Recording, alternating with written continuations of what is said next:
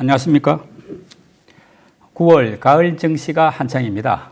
한동안 주춤거렸던 주식시장이 이제 힘을 좀 낼까요? 전문가와 함께 살펴보도록 하겠습니다. 유진투자증권 허재환 상무님 나오셨습니다. 어서 오십시오. 네, 안녕하십니까.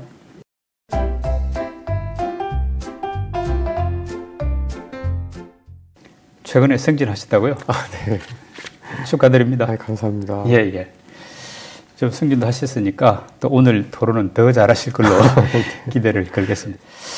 먼저 글로벌 경기 흐름하고 또 정시 상황부터 좀 점검을 해봤으면 하는데 9월 FOMC가 이제 일주일 앞으로 다가왔지 않습니까? 네, 그러다 보니까 정시가 조금 신경을 쓰는 것 같더라고요.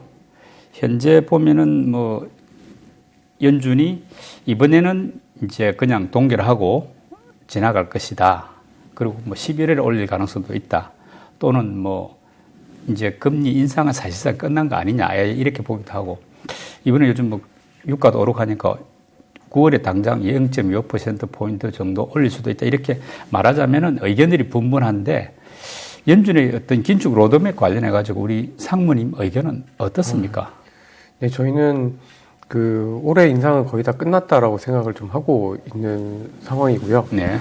그렇게 생각하는 이유 중에 하나는 지난 7월 FOMC 그리고 곧 이어서 발표됐었던 잭슨홀 컨퍼런스에서 파월 의장이 어쨌든 분명하게 신중하게 하겠다라는 의견을 좀 강조를 했기 때문에 아무래도 이제 7월달 이후에 9월달 인상은 없을 가능성이 높고 그리고 사실 그 사이에 이제 연준에서 주목하고 있는 여러 가지 물가라든가 고용 지표들이 혹시라도 좀 반등을 세게 하게 되면은 분명히 좀 11월 인상 가능성이 있긴 하겠습니다만은 최근에 나온 지표들 보면은 특히 임금과 관련된 고용 지표들이 조금씩 둔화가 되고 있기 때문에 아마도 11월 달까지 앞으로 적어도 한 2달 이상의 시간이 남아있는 상황에서는 좀 더 떨어지게 되면은 아무래도 11월 인상보다는 11월도 동결. 예. 그래서 연말까지 어쨌든 좀 추가적인 인상이 없을 가능성이 높지 않나 이렇게 저희는 좀 전망을 하고 있습니다. 그렇게 되면 좋긴 합니다만 일각에서는 이제 워낙 국제 유가가 많이 튀니까 네. 이게 조금 헤드라인에 부담이 돼서 헤드라인 물가에 11월에는 소폭 올릴 수도 있다 이렇게 또 보는 것 같더라고요. 지금 상무님 견해는 유가보다도 어떤 임금이라든지 이런 걸 감안할 때 더 오르기는 힘들다 이렇게 보시는 건가요? 네, 그렇습니다. 최근 들어서 가장 저도 예민하게 보는 게 이제 유가이긴 한데요. 근데 지금 아마도 이번 주에 발표될 미국의 CPI만 보더라도 아마 이제 기고 효과 예. 또는 이제 역기조 효과 때문에 아마 물가가 전년 동기 대비로는 조금 올라갈 것 같습니다. 네. 근데 연준에서 주목하고 있는 부분은 이게 이제 일시적인 거냐 아니면 이제 중기적으로 지금 꺾였느냐 이 부분을 좀 보게 되는데요. 적어도 코어 물가를 절반 이상을 차지를 하고 있는 임대료 부분 같은 경우는 주거비요? 주거비 같은 경우에 지금 떨어지고 있기 때문에 아마도 연준에서 경계를 하긴 하겠지만 그렇다고 해서 금리를 올릴 만큼 강한 상황은 아니다라고 좀 보여져서 적어도 한두 달 정도는 동결하고 아마 관찰할 걸로 좀 예상을 좀 하고 있고 그리고 유가가 여기서 너무 많이 올라가게 되면 물가도 오르긴 하지만 가계의 어떤 실질 소비 여력도 줄어들 가능성이 높기 때문에 아마 그 부분에 있어서의 균형을 연준이 되게 면밀하게 살펴볼 거고 그런 측면에서 봤을 때는 저희가 보기에는 확률적으로 연내 동결 가능성이 좀 더 높지 않나 이렇게 예상을 하고 있습니다. 네. 9월 FOMC 이후에 이제 글로벌 증시 흐름이 어떨까 이것도 좀 궁금한데 지금 일단 금리를 동결한다고 한다면 큰 문제는 없는 거 아닙니까? 네, 그렇습니다. 보통 과거에 역사적으로 봤을 때 연준이 금리를 인상을 하다가 동결하는 국면에서 특히 동결 초기 국면, 그러니까 앞으로 금리가 더 이상 인상되지 않을 거다라는 동결 초기 국면에서 주가가 생각보다 굉장히 좀 셌었습니다. 예. 그래서 최근 들어서 여름 지나면서 유가가 오르고 중국에 대한 여러 가지 우려들 때문에 시장이 좀 방향성이 없고 구심점이 좀 없는 상황인데요. 9월달 FOMC 이후 9월달, 10월달 이후로 시장은 저는 그렇게 나쁘게 볼 이유는 유가를 제외하면 별로 없을 거다라고 생각을 하고 있습니다. 예. 뭐 9월에 끝날 수도 있고 또는 11월에 이제 금리 동결이 끝날 수도 있는데 이제 관심은 언제 금리를 내릴 것이냐 이 부분이거든요. 지금 골드만삭스 같은 경우는 이제 8월 달에 이미 내년 2분기 되면은 금리를 인하할 것이다 이렇게 전망을 했는데 우리 시장에서 보는 대체적인 판단은 어떻습니까? 원래는 연말부터 금리를 내린다라는 게 일반적인 컨센서스였는데요. 최근 들어서 많이 바뀌어서 예. 내년 이제 1분기 또는 2분기가 제일 많고요. 그래서 내년 상반기에 한 번을 시작으로 해서 내년 연말까지 한 3번 정도 내린다라는 게 시장의 대체적인 의견입니다.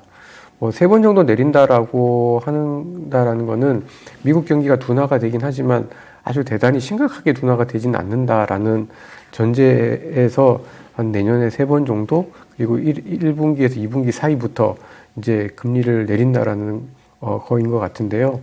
저희는 조금 저희도 이제 2분기부터 금리를 인하를 하지 않을까라고 생각을 좀 하고 있는데, 예.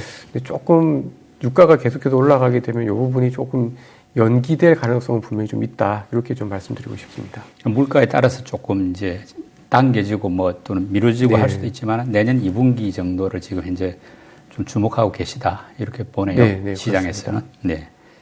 어찌됐든 연준 금리가 이제 5.5% 또는 한 번 더 올린다면 5.75% 되는데 이 정도면 상당히 높은 수준으로 봐야 되는 거 아닙니까? 최근 한 10여 년 이렇게 평균으로 볼 때. 뭐 이런 상황에서 글로벌 어떤 경기라든지 증시 잘 버틸 수 있겠습니까? 소위 이제 연준에서 higher for longer라는 표현을 좀 쓰면서 이게 되게 한때 유행을 좀 했었는데요. 결국은 앞서도 질문해 주신 것처럼 과거에 연착륙이 성공했었던 사례들을 이렇게 살펴보면 연준이 금리를 동결한 이후에 한 6개월 이내에 이제 금리를 인하를 했었을 때의 대체로 보면은 경기가 크게 급락하지 않고 다시 좀 그러니까 경기가 회복을 할 수가 있었었는데요. 네. 즉, 한 5에서 5.5%, 5.75%가 계속 이어지게 되면은 상당히 좀 부담이 커지게 됩니다. 예. 근데 이제 말씀하신 대로 만약에 시장의 예상대로 한 올해 11월까지 만약에 동결을 한 이후에 내년 1, 2분기 사이에 금리를 내리기 시작을 하면 그래도 연착륙에 대한 기대감을 좀 가질 수 있는 상황이다라고 좀 보여지고요. 만약에 이게 연기가 되게 되면은 사실은 좀 주가가 계속해서 올라가기는 좀 쉽지 않은 네. 그 기업들의 어떤 이자 부담이 이제 좀 커지는 그런 상황으로 좀 봐야 될 것 같습니다. 국내 증시에는 중국 변수도 미국 못지않게 이제 영향을 미치지 않습니까? 최근에 이제 벽개원, 비구이완, 영어로는 컨트리 가든 요게 이제 대출 이제 상환을 해가지고 큰 디폴트 위기를 넘기면서 좀 사람들한테 좀 안도감을 주게 했는데 이게 중국발 부동산 리스크가 그러면 이제 그럭저럭 좀 해결이 돼 가고 완화되는 국면이다 이렇게 기대를 해도 되겠습니까? 사실 중국의 부동산 문제가 저는 되게 좀 구조적이고 이게 굉장히 오래 지속될 수밖에 없다라고 생각을 좀 하고 있습니다. 근데 이제 컨트리 가든, 그러니까 비구이 위안이 어쨌든 채권 이자를 상환을 했고, 이제 이런 것들을 보면은 중국 정부가 어쨌든 이거를 금융위기로까지 번지는 거는 막겠다라는 의지는 굉장히 좀 강한 것 같습니다. 예. 따라서 요것 때문에 이제 중국의 부동산 시장에 대한 우려감은 지속될 수밖에 없고요. 특히 이제 수요 측면에서 그 다음에 이제 저희 주변에 있는 국가들한테는 영향을 주긴 하겠습니다만은 저희가 걱정하는 아주 통제 못하는 심각한 경제 위기 또는 금융 위기로 갈 가능성은 낮다라는 뭐 그렇게 좀 봐야 되지 않을까라고 생각을 좀 하고 있고요. 뭐 중국발 리스크는 그래서 아마 제가 생각할 때는 한 1년에 한 2번 정도는 계속해서 또 나오고 하지 않을까. 특히 이제 컨트리 가든 같은 경우에는 헝다하고는 약간 좀 다릅니다. 네. 헝다는 부채를 어마어마하게 늘리고 너무 몸집이 커지면서 무질서하게 성장을 하다가 중국 정부가 도저히 얘는 안 되겠다 싶어서 이제 좀 어려워진 케이스고, 컨트리 가든은 사실은 굉장히 좀 민간 기업이긴 합니다만은 되게 좀 좋은 기업이었었습니다. 네. 그래서 사실 좋은 기업이 이렇게 당할 정도로 어려움을 당할 정도로 중국 시장이 안 좋구나라는 이미지를 줬기 때문에 사실 중국의 부동산 시장이 정말 좋아지기는 굉장히 좀 어려운 환경이다라고 좀 보여지고요. 예. 아마도 컨트리 가든보다 조금 더 재무 상태가 어려운 많은 기업들의 뭐 도산 위기 또는 회사채 위기가 계속해서 아마도 나오지 않을까. 다만 이게 금융권을 비롯한 어떤 금융위기로 가는 거는 어쨌든 중국 정부가 계속해서 좀 막아주지 않을까. 예. 그래서 이 문제는 정말 길게 정말 좀 이어질 걸로 좀 판단을 좀 하고 있습니다. 한마디로 통제 가능한 위기가 계속 장기간 이어질 수 있다. 그 말은 중국발 부동산 위기는 이제 뭐 거의 상수라고 봐야 된다. 예. 이런 뜻으로 해석해도 되겠네요. 네, 그렇습니다. 예. 이제 상황이 어려우니까 중국 정부는 이제 경기 부양책을 좀 내놨는데 보면은 뭐 0.1%포인트 금리 인하하는 정도 약간 찔끔 대책이다 보니까 별 효과는 없었던 것 같은데 앞으로는 조금 상황이 달라질 수 있겠습니까?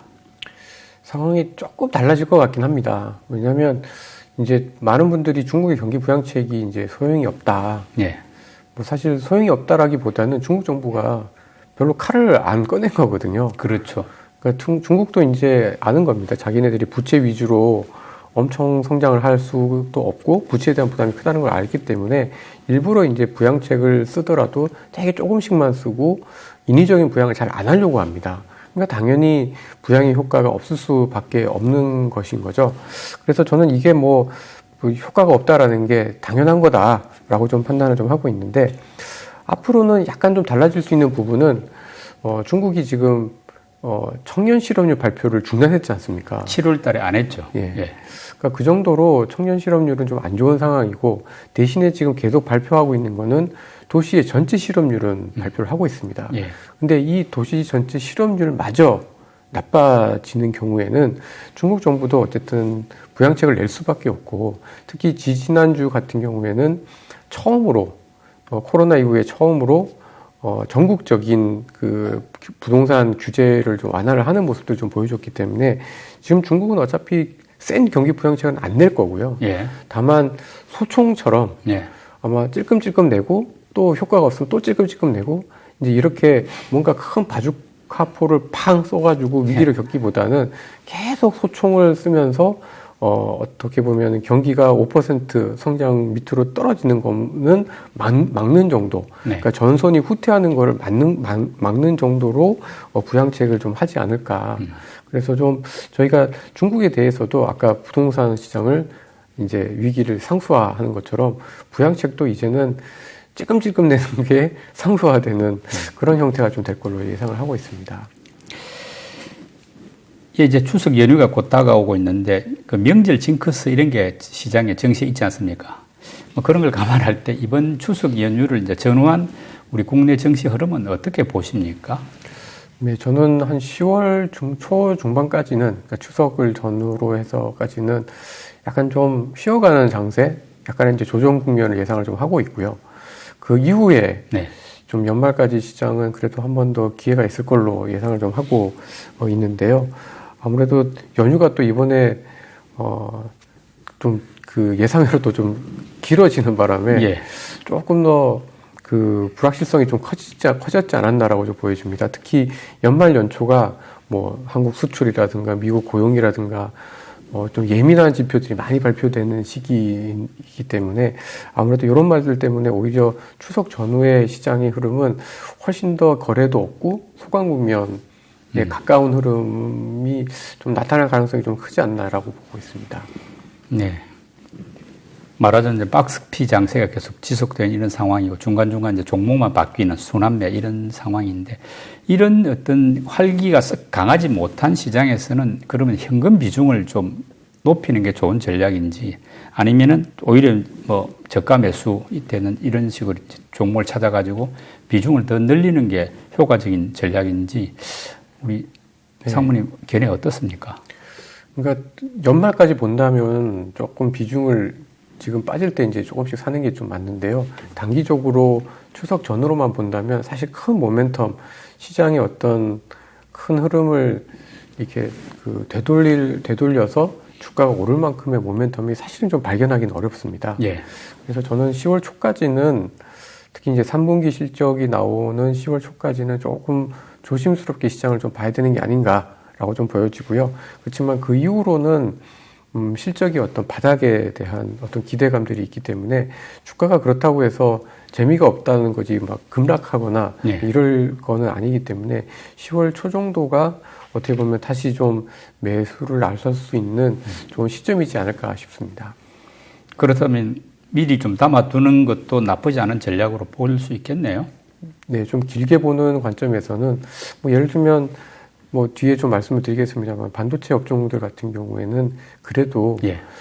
빠질 때 오히려 좀 더 기회가 있을 걸로 좀 생각을 좀 하고 있기 때문에 굳이 뭐 현금을 갖고 있을 필요는 없지 않을까라고 생각하고 있습니다. 그런데 추석 연휴 전이 말하자면 9월이지 않습니까? 네. 9월에 배당주를 담아라 이런 이야기가 있는데 네. 지금 뭐 미리 좀 사둘 만한 배당주 있습니까? 추천할 만한 게? 주로 은행하고 통신주들이 예. 배당을 많이 주죠. 근데 은행들이 올해 실적이 또 나쁘지가 않기 때문에 네. 근데 주가는 좀 싼 편이고 예. 그래서 뭐 은행주들 저는 되게 유망하다고 생각하고 있고요. 네. 그다음에 최근 들어서는 배당 성장주라고 해서 또 관심들이 많거든요. 그렇죠. 그 배당 성장이라는 거는 배당을 작년보다 재작년보다 점점점 많이 늘리는 기업들, 예. 이런 기업들이 이제 배당 성장주들이고, 그러니까 이제 일정 부분 배당을 받으면서 또 성장에 대한 어떤 모멘텀이 있는 그런 주식들을 이제 배당 성장주라고 하는데, 특이하게 요즘 들어서는 네이버 같은 기업들이 그다음 배당을 잘 안 주다가 예. 배당을 이제 늘려가고 있는 상황입니다. 아. 그래서 좀 그러니까 그만큼 현금이 많다라는 거고 예. 주주 가치를 생각하려는 거기 때문에 뭐 그런 관점에서 봤을 때는 가장 전통적인 은행 통신주들에다가 배당 성장까지 포함한 뭐 인터넷 이런 일부 업종들을 같이 가져가는 것도 저는 되게 좀 좋은 전략이지 않을까라고 생각하고 있습니다. 방금 배당 성장주로 네이버 말씀하셨는데 한두 개 더 이야기하면 좋을 것 같은데요. 그 고려아연 같은 기업들도 현금이 예. 워낙 많다 보니까 배당을 최근 들어서 굉장히 많이 늘리고 있거든요. 예. 그러니까 이제 그런 기업들은 사실 업황으로 보는 게 아니라 주주 가치를 얼마만큼 더 중요하게 생기는지 예. 그러니까 약간 소위 가버넌스 관점에서 볼 때 좀 저희가 관심 있게 볼 수 있는 종목 또는 기업이다라고 좀 생각해 볼 수 있을 것 같습니다.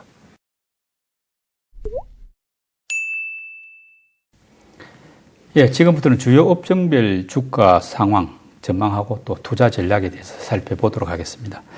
이제 하반기부터 반도체 업황 반전을 사실 기대를 했는데 지금까지는 뭐 그렇게 썩 뚜렷하게 나타나는 것 같지가 않고 수요 회복도 뭐 좀 더디다 이렇게 표현들이 나오는데요. 이 약간 본격적인 추세 상승 반도체 언제 정도부터 가능하다고 보십니까? 저는 연말 정도에는 가능하지 않을까라고 생각을 좀 하고 있는데요. 연말요? 네. 그러니까 4분기. 네. 그러니까 지금까지 사실 그 반도체 업황이 바닥은 탈출하고 있는 건 맞는 것 같습니다.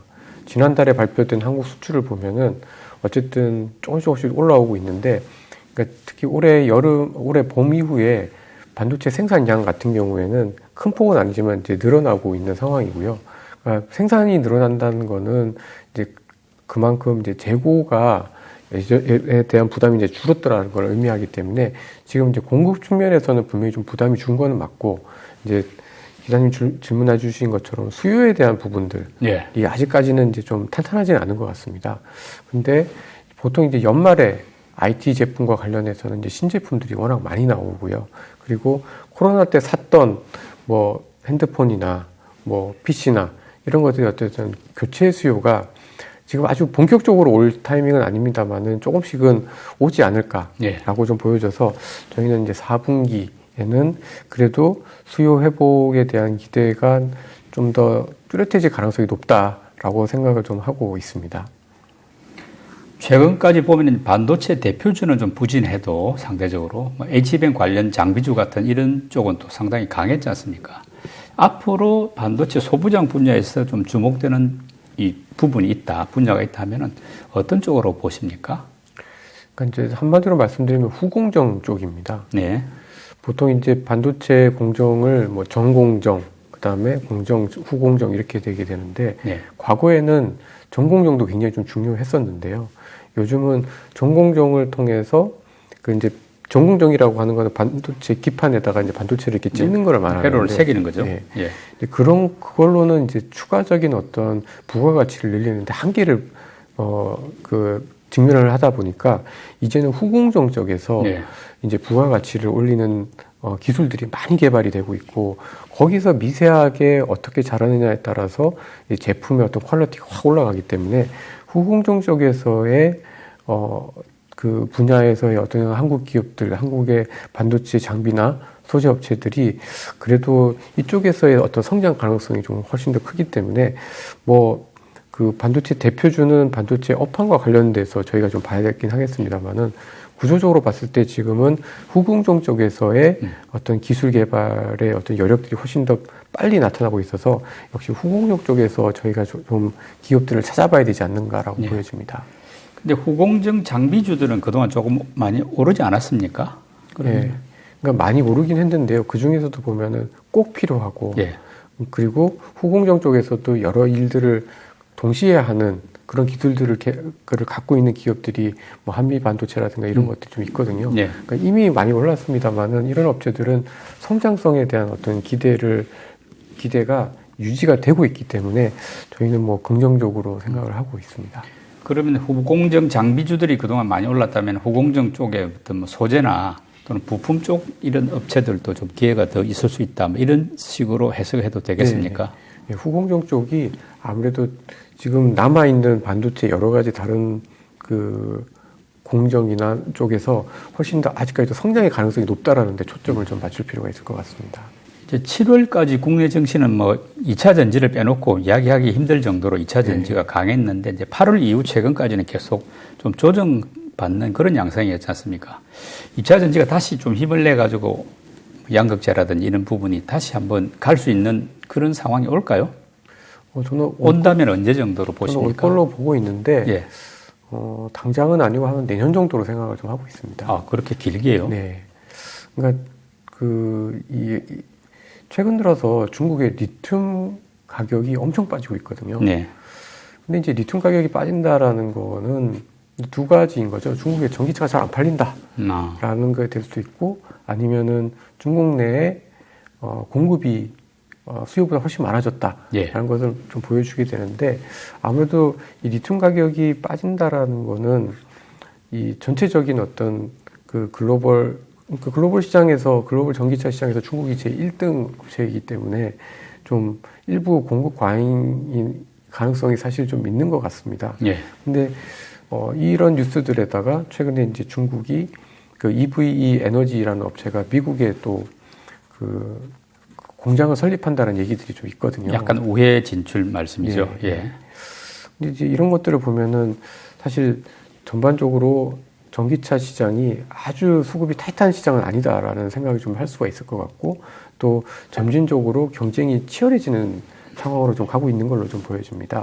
그래서 전기차 시장이 조금 더 그 활기를 띨기 위해서는 아무래도 조금 그 자동차 판매, 특히 전기차 판매가 조금 더 돌아야 될 텐데 아직까지는 이제 그러한 부분에 있어서 좀 부족하고 최근 들어서는 뭐 캘리포니아에서도 보조금 같은 것들을 좀 줄인다고 하는 뉴스들이 계속해서 나오고 있기 때문에 이제는 약간 좀 그 성장은 계속 하고 고성장은 하긴 하겠지만 고성장의 어떤 그 기울기가 약간은 좀 플랫해지는 구간에 좀 들어가고 있는 게 아닌가라고 좀 보여져서 약간 좀 2차 전지에 대한 관심이나 이런 것들을 좀 속도 조절을 좀 해야 되는 시점으로 저희는 좀 평가를 하고 있고 그러나 어쨌든 올해 어쨌든 굉장히 좀 강한 시장이 올해 상반기 때 했기 때문에 조금 한두 분기 좀 쉬고 나면 그 다음부터는 밸류에이션에 대한 부담이라든가 가격에 대한 부담이 좀 완화되면 다시 한번 또 좀 올라갈 수 있지 않을까라고 생각하고 있습니다. 뭐 상반기 7월까지 양극재가 좀 강했고 셀 3사나 음극재를 비롯한 다른 소재주들은 그렇게 해서 뭐 상대적으로 강하지가 못했는데 그러면 양극재가 조금 이렇게 조정을 받는 상황에서 이제 그동안 상대적으로 소외받았던 이런 쪽, 뭐 셀이라든지 음극재 같은 다른 소재주도 한번 힘을 좀 받을 수 있겠습니까? 저는 이제 주가가 조금 덜 빠졌다가 오히려 조금 더 좋아지지 않을까, 그래도 기회가 있지 않을까라는 생각인데요. 이게 사실 같이 가는 건데, 예. 저희 한국의 양극재 업체들만 너무 조금 앞서서 달렸던 측면들이 좀 있기 때문에 오히려 조금 그동안에 못 올랐던 업종들에 대해서 좀 살펴볼 필요가 있다라고 좀 보고 있고요. 다만 이제 해외 업체들도 보더라도 사실 이제 올해는 조금 조정의 양상이 좀 컸었습니다. 그러니까 전반적으로 봤을 때 경쟁이 치열해지고 아무래도 이제 막 캐파 설비를 했던 것들에 대해서 주가 반영들이 좀 많이 이제 되다 보니까 그래서 뭐 아주 이렇게 강한 랠리가 아주 이게 양극재를 하기에는 쉽지는 않아 보입니다만은 그래도 워낙 못 올라왔고 그런데 성장을 계속하는 산업들이기 때문에 그래도 4분기 정도에는 먼저 좀 양극재 업체들보다는 먼저 좀 기회가 있지 않을까라고 생각하고 있습니다. 이 양극재는 내년 돼야 이제 돌아설 수 있는 기회가 온다면은 다른 소재주나 셀 3사 같은 경우는 4분기 정도부터 조금 힘을 내는 모습을 볼 수 있다. 네. 이렇게 보신다는 뜻이네요. 네. 예. 최근에 로봇주가 상당히 강했는데 이제 이게 약간 일시적인 강세인지 좀 중장기적인 상승 모멘텀이 있다고 보시는지 이게 궁금한데 우리 상무님 견해 어떻습니까? 저희는 중장기적으로 모멘텀이 분명히 있다라고 조금 보고 있습니다. 이게 뭐 고령화 문제뿐만 아니라 AI가 발달을 하면 할수록 이제 이 AI를 활용한 어떤 기술들 또는 그런 분야들이 좀 늘어날 수밖에 없는 거잖아요. 거기서 이제 제일 첫 번째로 많이들 얘기를 하는 게 이제 AI를 활용해서 신약 개발을 많이 할 수 있다라는 얘기를 많이 하고 있고요. 그 다음에 이제 두 번째로 얘기가 많이 되고 있는 부분이 바로 이 로봇입니다. 네. 그러니까 로봇의 어떤 자율적인 흐름, 움직임들을 통해서 훨씬 더 로봇의 기능이 강화될 수 있다는 것들을 얘기를 좀 많이 하고 있기 때문에 사실 이제 로봇이나 AI나 저는 함께 갈 수 있는 산업의 어떤 그 유망성이 있다라고 좀 보여지는데요. 다만 이제 좀 많이 올랐고 네. 실적 대비해서 실제 실적이 나오는 거에 비해서 이제 워낙 좀 강하게 그렇죠. 오르다 보니까 조금 가격에 대한 부담은 분명히 있다라고 좀 보고 있습니다. 네. 지금 곧 이제 상장하는 그 두산 로보틱스 같은 경우에도 사실 조금 비싸 보이는 게 사실이거든요. 실제 실적에 비해서는요. 근데 그럼에도 불구하고 앞으로의 어떤 산업의 어떤 중요도, 그 다음에 어떤 그 큰 트렌드 측면에서 봤을 때는 분명히 중장기적인 모멘텀은 분명히 있다라고 저희는 좀 평가를 하고 있습니다. 뭐 인터넷이라든지 게임, 메타버스 같은 이제 미래 성장주 같은 경우는 최근 한 2년 가까이 계속 좋지 못했고 좀 조정을 길게 받은 셈인데 뭐 연준의 긴축 이제 로드맵을 좀 감안하고 또 PR 같은 어떤 이런 밸류를 감안할 때 지금은 한번 관심을 둘 만한 시기가 된 건지 아니다. 한 당분간 좀 더 기다리는 게 좋겠다. 어떻게 보십니까? 저희는 조금 더 기다려야 되는 게 아닌가라고 좀 보여지는 게요. 예. 크게 두 가지입니다. 하나는 인터넷이라는 게 이제 코로나를 지나면서 좀 일상생활화 돼버린 것 같습니다. 그러니까 지금 어떻게 보면 네이버도 그렇고 카카오도 그렇고 온라인 홈쇼핑, 그다음에 뭐 웹툰 이런 거 말고는 사실은 이제 지난 코로나 때 성장했던 것들의 많은 성장 동력들이 약간 좀 식어버렸습니다. 근데 다 사용을 하고 하다 보니까 이제 추가적으로 성장을 할 수 있는 모멘텀이 사실은 별로 없어져 버린 것 같고요. 그리고 게임 같은 경우에도 이제 신작 프로그램들이 이제 나와서 이제 계속 해야 되는데 사실 이제 코로나 때만큼 게임을 하진 않거든요. 네. 이제 그리고 아직까지 신작 게임들 중에서 엄청 흥행을 끌 수 있는 어떤 그런 모멘텀을 갖고 있는 것들도 사실 많지 않다 보니까 전반적으로 좀 인터넷이나 게임 업종은 꼭 연준의 어떤 긴축이나 PER 같은 고평가론을 제외를 하더라도 성장에 있어서 새로운 성장 동력이 없다라는 게 오히려 조금 더 문제인 걸로 좀 보여집니다. 오히려 긴축 로드맵은 올해 뭐 저는 이제 7월 달에 마지막 금리 인상이라고 생각하기 때문에 조금 관심을 가져볼 만한 상황이다라고 보여지는데요. 근데 오히려 업황 전체로 보면은 새롭게 성장할 수 있는 모멘텀이 사실은 뭐 웹툰이나 뭐 이커머스 외에는 사실 별로 없다 보니까 그런 부분에 있어서 예전과 같은 눈으로 좀 보기는 어렵다. 그래서 조금 더 쉴 가능성? 그러니까 뭐 웹툰 같은 것들을 뭐 사실 또 뭐 그 비즈니스 모델화돼서 좀 더 새롭게 이제 돈을 버는 쪽으로의 어떤 비즈니스 모델이 조금 더 가시화되지 않는 한 조금 더 모멘텀을 좀 기다려봐야 되는 게 아닌가라고 보여집니다. 메타버스는 지금은 어떻습니까? 그게 너무 기대감이 컸던 분야라고 봐야 되는지 한 번 정도 기회는 이제 앞으로 온다고 봐야 되는지요? 오긴 올 텐데 아마 시간이 조금 더 걸리지 않을까 싶습니다. 이게 코로나처럼 이렇게 완전히 갇혀져 있는 상황에서는 이제 인터넷 공간에서의 어떤 새로운 비즈니스들이 굉장히 좀 눈에 띄긴 합니다만은 지금은 온라인에서 해도 되지만 오프라인에서도 해도 되는 세상이다 보니 되고 이게 병행이 되는 과정이잖아요. 그러다 보니까 예전과 같은 관심들을 못 받고 있고 또 결국에는 이런 메타버스 세상을 좀 더 우리 일상 속으로 가지고 올 만한 기술 혁신들이 조금 더 필요한 것 같습니다. 아직은 그게 속도감 있게 진행이 못 되고 있다. 네. 이렇게 봐야 되겠네요. 엔터하고 드라마주 같은 경우는 한동안 반짝하다가 또 최근 들어서 좀 주가가 주춤거리고 있고 썩 강하지가 못한데 어떤 4분기 정도 됐을 때 엔터하고 드라마주에 어떤 좋은 모멘텀 같은 게 있습니까? 저희는 엔터주는 장기적으로는 좋은데 약간 많이 반영한 측면들이 있기 때문에 네. 뭐 하이브처럼 아주 대표 상징적인 종목들 중심으로 해서만 좀 그 집중화하는 또는 선별화되는 그런 흐름을 예상을 좀 하고 있고 오히려 드라마 같은 경우에는 4분기에 좀 관심 가질 만한 어떤 작품들이 계속해서 나오면서 좀 4분기에는 좀 힘을 내지 않을까 이렇게 예상을 좀 하고 있습니다. 이제 엔터주 같은 경우는 올해 특히 뭐 JYP라든가 엄청 이렇게 올랐는데요. 사실 해외에서의 여러 가지 이제 모멘텀이라든가 이런 기대들을 조금 미리 좀 반영한 측면들이 있기 때문에 쉽진 않아 보이고, 추가적으로 가기 위해서는 아무래도 가장 그래도 많은 어떤 이제 아이돌이나 이런 데 있어서 좀 탄탄한, 한 하이브 정도가 조금 더 괜찮지 않을까라고 좀 판단을 좀 하고 있고, 드라마 같은 경우에는 최근 들어서도 보면 드라마가 계속해서 좀 나오고 있고, 이 중에서도 좀 신작, 좀 대표적인 새로운 어떤 트라이를 하는 드라마들이 좀 제작이 되는 것 같아서, 그래도 4분기에는 좀 드라마 쪽으로 조금 더 관심을 가져보는 게 어떨까 싶습니다. 지금 보면 미국 10년물 국채 금리가 뭐 4.2% 정도 이럴 정도로 말하자면 고금리 환경이지 않습니까? 네.